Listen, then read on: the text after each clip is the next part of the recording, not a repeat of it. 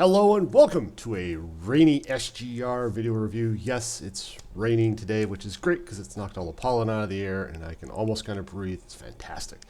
Anyway, I am reviewing the Legend of Zelda Breath of the Wild strategy guide. It's a very beautiful cover and it actually spans all the way around. So,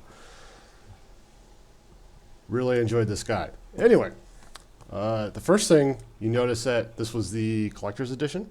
So the very first thing you get is you get this little pamphlet inside.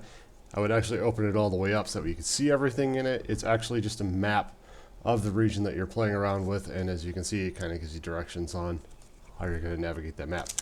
Really handy. I would actually like to put this on my wall at some point. I really wish it were cloth, but I understand. Anyway, on to the guide itself. So again, as you can see, very nice glossy cover. On the front, you got some gold writing kind of along the side on the spine here. Just a very nice artistic touch. Even on the inside, you have these, the Zelda with the Master Sword. It's on both the front and the back, just that way you can see both front and back. The other thing that I kind of noticed about this was that the guide itself actually opens up really nice and flat. There's this nice little space kind of running along in here. So that way, if you had it on your desk, even in the middle of it, it's still a little bit hard to kind of keep open, but it's a lot easier than some of the guides that I've actually had. So, let's get into it. The very first thing you'll notice when you open it up is a very nice table of contents, kind of giving you, kind of tell you where everything's at. You also get a nice little foreword here. And then, you kind of start getting into a little bit of the nitty-gritties on the game, some of the quick start stuff. And this quick start actually goes on kind of for a while. It's also known as the primer, but gives you a little bit of what you're going to be doing, how to skip through cutscenes, how to shield surf, gives you how you're going to work the controls, how to read the map, all that kind of stuff. As this is a very different type of Zelda game, this was actually pretty useful. You kind of see how you get landmarks, points of interest. Obviously, you got the tower over here. You're going to go up there, and it reveals part of the map. Anyway, this whole primer section goes into detail on all the little nuances and nitty-gritties, some of how cooking works and that kind of jazz.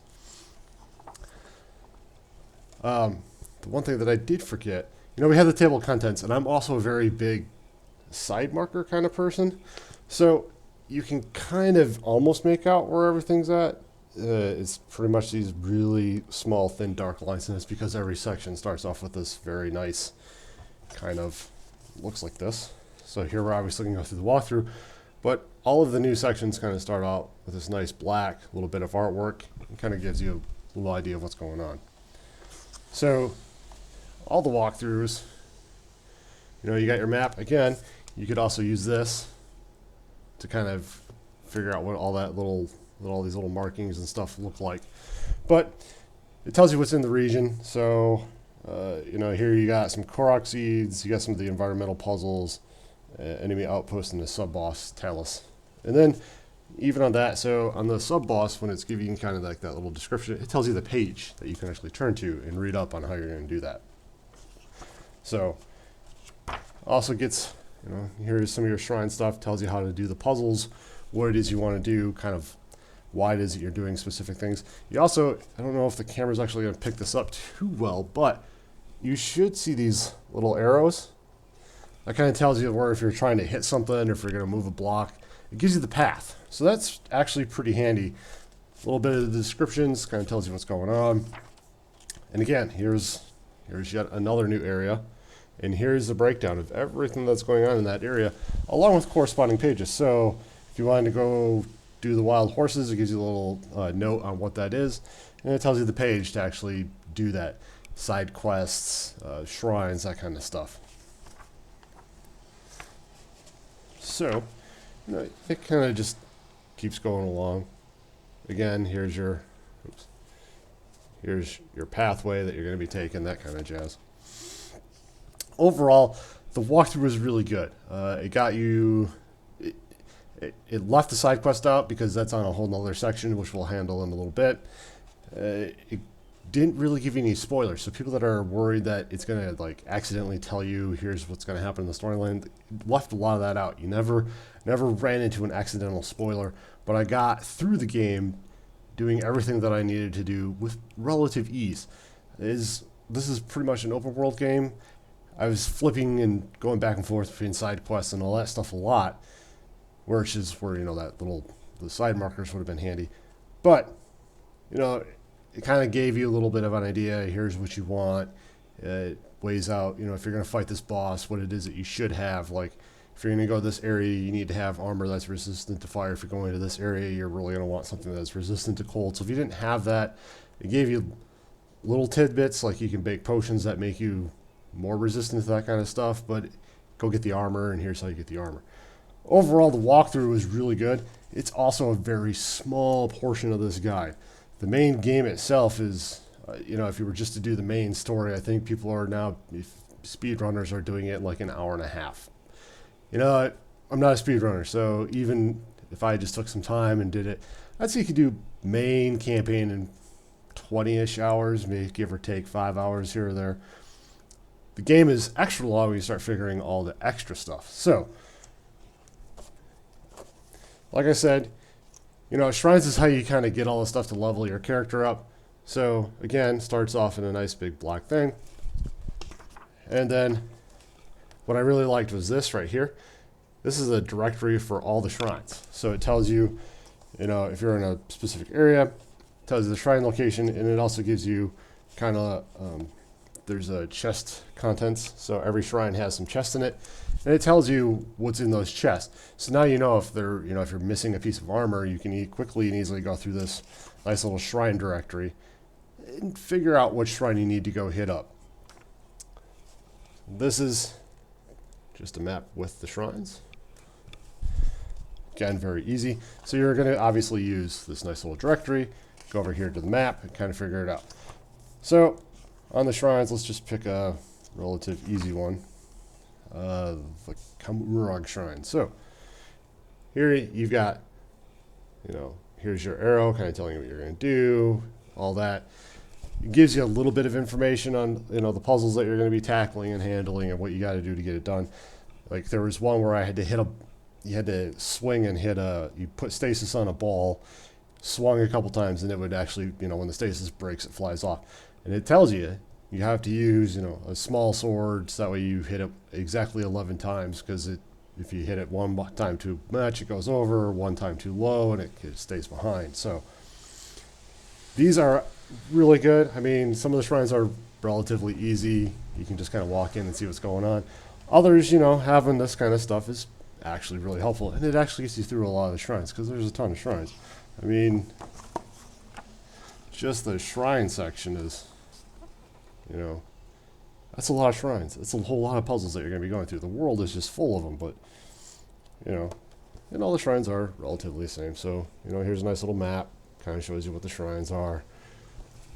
And the screenshots are really nice to kind of show you what you need to do. If there's anything in particular you're looking for, if they're like, hey, you got to shoot this random thing on the wall, like right here is how you find a shrine. You know, you got to find that spot right there on the outer world wall, on the outer world map. So shrines are pretty good.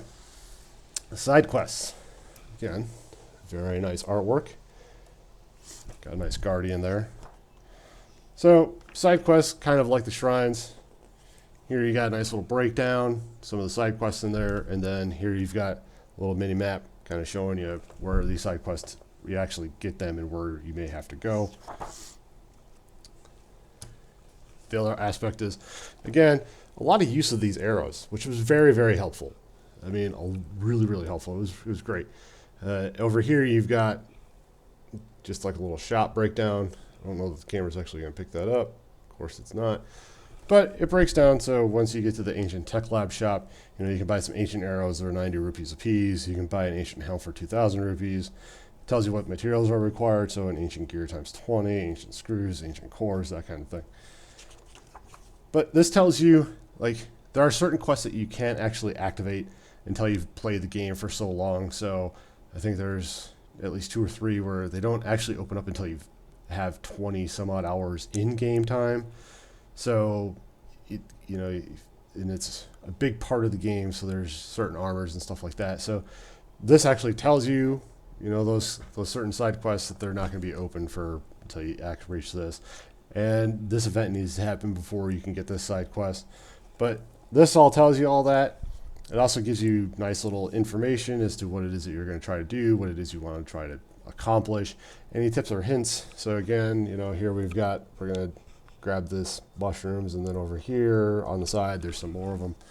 So if you're into the side questing thing, this is a huge thing. And actually, you know, you're going to be doing a lot of side questing. Sadly, side quests don't really count towards that completion percentage, which we'll get into when we get to the back. And that kind of sucked, but you know, so again, nice little mini map. Here's some more stuff that's going on in the side quests that happen, and it breaks down the page again. So even when you're, you know, if you're in a section, this nice little, you have like a little mini table of contents telling you where to go every time you get to a new area. Then we get into, so now we're going to get into the inventory, and I actually marked it a page later. But I like this. It breaks down all the, you know, the stats of everything that you're going to find in the game. So if you have an old shirt, it tells you that it sells for 15 rupees, goes on the body part, goes on your chest, any availabilities, the Shrine of Resurrection, that's where you get it, has a defense of 1. And then if you have any sort of leveling requirements, it will tell you that as well. Let's see if we got one here. So the Barbarian Helm, you can sell it for 600, it goes on the head, it gives you an attack up as your added bonus. If you have the set bonus, which is the helmet, the pants, and the shirt, you then get the set bonus is a charge attack, stamina up, and it tells you that it's at the Tukala Shrine. But then down here, so once you get the fairy, it kind of just tells you, here's how you're going to upgrade it. So you need some horn times 3 on the first to get it to the level 1, then a horn and a hoof to get it to level 2, a hoof and some guts, level 3, and then some guts and another horn. And then it also breaks down as you leveled up, gives you a little bit of the defense and all that. And this is for, I mean, just tons of armor. There's lots of outfits, lots of different things that you can do. And the same applies for all the weapons. Because let's face it, in this game, we're breaking and picking up weapons like crazy. Sometimes you want to keep some, sometimes you want to get rid of them, but you know, if you had the Flame Blade, it tells you that your base attack is 24. You get a bonus, it goes from 6 to 9, if that's a bonus up. Another bonus up is 10 to 19. The durability is 36, so at least you kind of know what you're getting into. You need some more bonuses and effects. If, you know, weapon can be thrown, you can collect it at the Coliseum Ruins, and there's some bonuses. But, I mean, all of this, even down to the freaking Korok leaf, you know? It's just, anytime you're picking something up, and you're kind of curious if you want to keep it or not, if it's worthwhile or not, you know, you can easily come here and kind of see it. It also gives you a chance to actually look through all the miscellaneous weapons. So if you're doing the Hyrule Compendium, you can kind of keep note. I really wouldn't mark in this guide, but if you were to be so previous to do that, you could actually start checking stuff off. You know, so that just a ton of weapons. Obviously, I'm not going to keep a wooden mop, but, you know, if I'm going to change that out to the Great Thunderblade, now I know. Then we get down to the bestiary. This is relatively pretty standard. It's pretty much one monster per page, so as you can kind of see. So you got like the Octorok, it tells you all the little different variations. So you got a Water Octorok, a Force Octorok, a Rock Octorok, Snow Octorok, and a Treasure Octorok. Gives you the hit points, their ranks, what their common locations are, and any items that they drop. And you get a nice little table for that. And then down here, you kind of get like a little picture of what they look like. Even when they're listing out the little variations, you have a nice little picture of kind of what they look like. And like I said, it's, I mean, one mob per page, really. So, remember I said completion rate? This is actually in all the extras. So here's what the extras kind of thing looks like. So in here, that's Korok seeds. But here, it tells you, here's how your completion rate is based off of. Now, it'll also tell you, just as a spoiler, You can see your completion rate once you beat the game the first time. So you actually beat the game. You get a little in-game timer. Your in-game timer will show up now, and your completion rate will show up.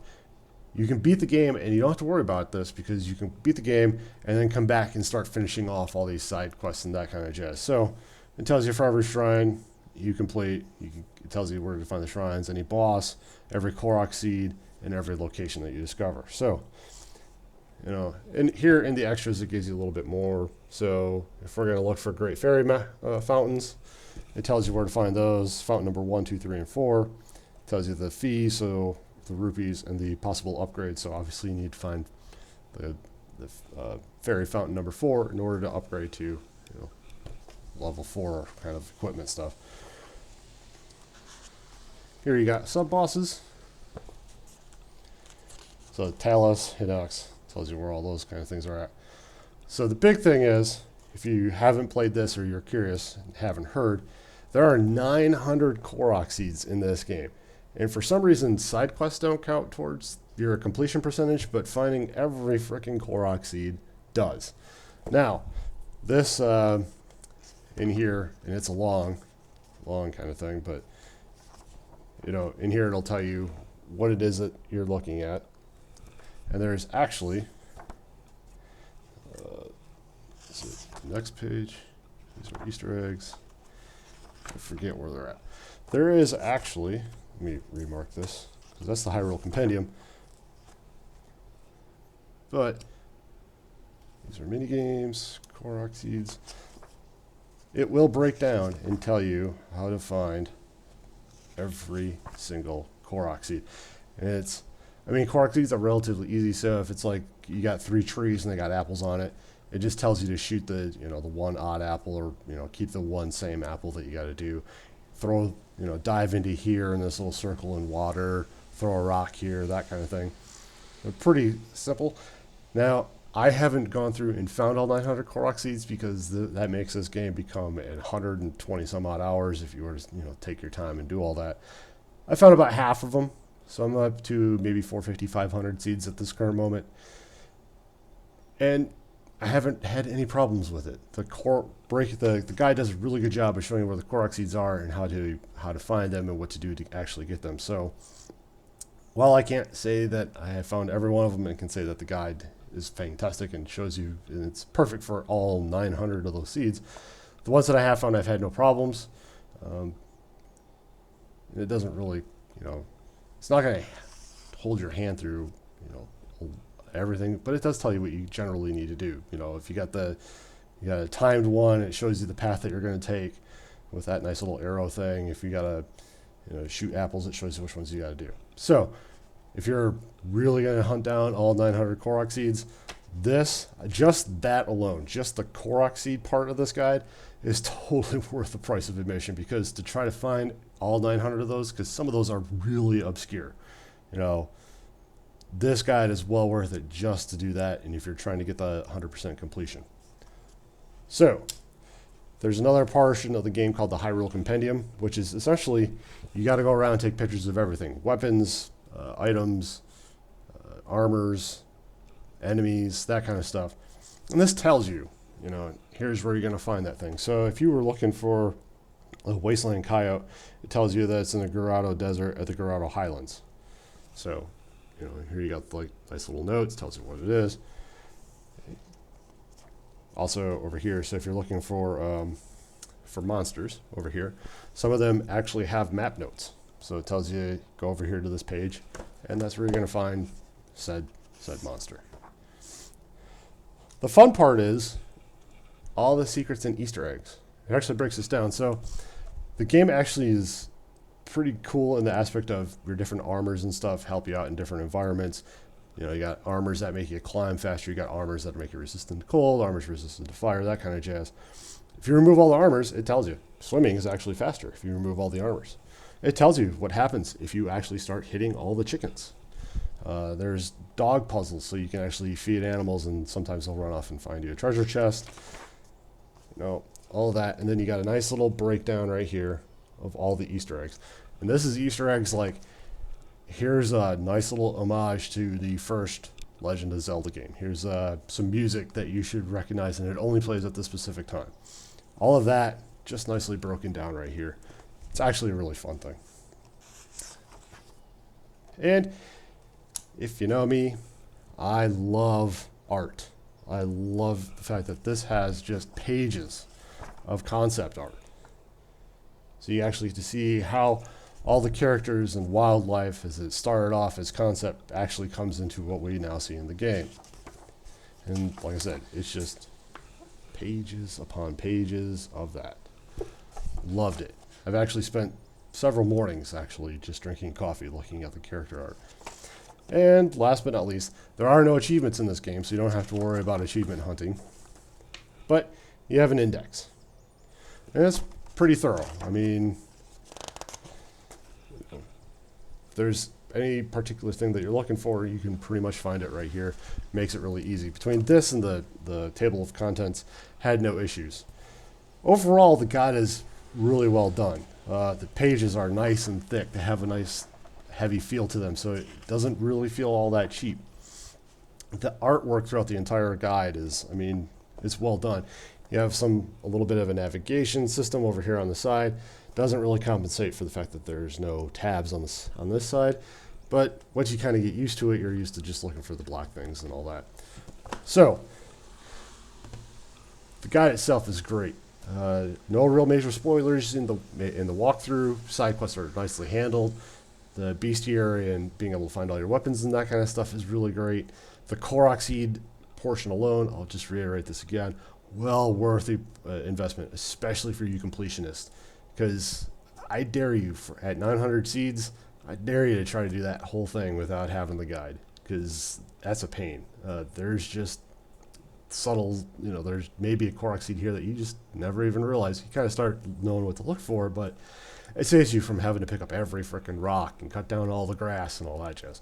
So just that itself is worth it. And it's absolutely beautiful.